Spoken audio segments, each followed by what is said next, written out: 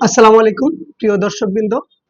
আজকে আপনাদের সামনে আমি যে বিষয়টি নিয়ে আলোচনা করব, আপনারা দেখেছেন 19 ফেব্রুয়ারি দিবাগত রাতে ঢাকা রাজশাহীগামী একটি বাসে ছিনতাই এবং দুইজন নারীকে ধর্ষণের ঘটনা ঘটেছে। এই ঘটনা নিয়ে সামাজিক যোগাযোগ মাধ্যমে নেই কোনো সরবতা। কারণ যে দুইজন মেয়েকে ধর্ষণ করা হয়েছে, সেই দুইজন মেয়ে যদি কোনো বিশ্ববিদ্যালয়, যদি কোনো স্কুল, যদি কোনো কলেজ এর ছাত্রী হয়ে থাকতো, তাহলে আজকে আমরা আন্দোলন দেখতে পেতাম। আজকে ঢাকা শহর ব্লক হয়ে থাকতো, রাজশাহী মহাশহর ব্লক হয়ে থাকতো। কিন্তু তারা কোনো বিশ্ববিদ্যালয়, কোনো স্কুল, কোনো কলেজ, কোনো নার্সিং প্রতিষ্ঠানের স্টুডেন্ট না, বিধায় আজকে কোনো আন্দোলন হচ্ছে না। আমরা আরো দেখেছি, এখন পর্যন্ত কোনো রাজনৈতিক দল, কোনো ছাত্র সংগঠন এই এই বিষয় নিয়ে এখন পর্যন্ত কোনো বক্তব্য দেয়নি। তাহলে আমরা ধরবো কি? আমাদের রাষ্ট্র রাষ্ট্র শুধু সংস্কার চাচ্ছে। আসলে আমাদের বাঙালি জাতিকে সংস্কার করে কখনো কোনো কিছু লাভ হবে না। আপনারা ইতিমধ্যে দেখেছেন, দেশে যে পরিমাণে বিশৃঙ্খলতা সৃষ্টি হয়েছে, তার খেসারত আমাদেরকে দিতে হচ্ছে। আমাদের মাননীয় স্বরাষ্ট্র উপদেষ্টাকে বলতে চাই, আপনি এখন পর্যন্ত এই যে একটা আমরা রেপের ঘটনা ঘটলো, এখন পর্যন্ত আপনি কোনো বক্তব্য দেননি।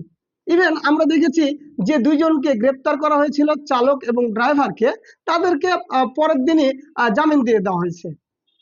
তাহলে রাষ্ট্রটা কার কাছে জিম্মি? আমরা কি এমনই বাংলাদেশ চেয়েছিলাম? আজকে নারীবাদীরা কোথায়? যদি কোনো একজন সাহাবাগীকে এখন পর্যন্ত কোনো একটা টিজ করা হতো, তাহলে নারীবাদীরা, সুশীলরা ফেসবুকে স্ট্যাটাস দিয়ে বন্যায় ভাসিয়ে দিত। আজকে তাদের মধ্যে কোনো স্ট্যাটাস নাই। এমনই কি বাংলাদেশ আমরা চেয়েছিলাম? আমাদের আমাদের প্রধান উপদেষ্টা প্রফেসর ডক্টর মোহাম্মদ ইউনূস স্যারকে বলতে চাই, আসলে আপনার জন্মটা আমাদের বাংলাদেশে ভুল হয়েছে। আপনার জন্মটা হতে হতো ইউরোপ বা আমেরিকার কান্ট্রি। আপনি যে সংস্কারের কথা বলতেছেন, সে সংস্কার বাঙালি জাতিকে দিয়ে লাভ নাই। বাঙালি জাতির একটাই সবচেয়ে বড় ওষুধ, মায়ের। মায়ের ছাড়া এ বাঙালি জাতি কখনোই শুধরাবে না। আমরা এমনই কি বাংলাদেশ চেয়েছিলাম, যেখানে ধর্ষণ হচ্ছে, যেখানে ধর্ষণের কোনো বিচার নাই, ধর্ষকদের, ছিনতাইকারীদের কোনো বিচার নাই? এমনকি আমরা বাংলাদেশ চেয়েছিলাম? আমি আপনাদের সবার কাছে প্রশ্ন রাখতে চাই, আজকে যে মেয়ে ধর্ষণ হয়েছে, তাকে নিয়ে কেন আমরা আওয়াজ তুলছি না? কেন আমরা ফেসবুকে সরব হচ্ছি না? কেন আমরা মানববন্ধন করছি না? প্রত্যেক ছাত্র সংগঠন, প্রত্যেক রাজনৈতিক দলের কাছে আমি প্রশ্ন রাখতে চাই, আপনারা কেন এখন পর্যন্ত কোনো ভূমিকা নেননি? আমি আবারও যেই টাঙ্গাইল এবং আমরা দেখেছি যে বড়াইগ্রাম, দুইটি জায়গার মধ্যে যে কোনো একটা জায়গায় এই ঘটনাটি ঘটেছে।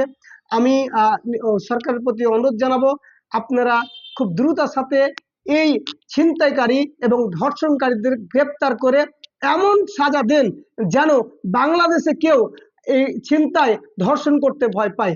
আপনাদের সবার কাছে আমি আকুল আবেদন জানাই, আমরা প্রত্যেকে নিজে সজাগ হই, নিজে আমরা ঠিক থাকি, তাহলে আমাদের দেশ ভালো থাকবে, আমাদের রাষ্ট্র ভালো থাকবে, আমাদের সমাজ ভালো থাকবে, আমাদের এলাকা ভালো থাকবে। সবাই ভালো থাকবেন, সুস্থ থাকবেন।